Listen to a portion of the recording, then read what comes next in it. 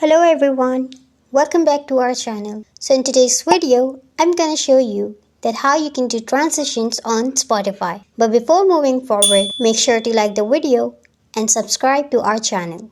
And now let's begin. First, open your Spotify app and now tap on the settings icon given at top right corner of your screen. Now here, below playback option, you can see these options of crossfade, gapless, auto mix. And right now, these options are not enabled. All you need to do is enable these options by simply tapping the bar, and also allow you crossfade.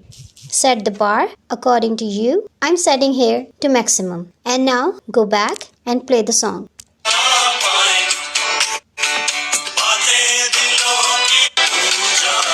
And now when this song will end, the next song will play with no seconds.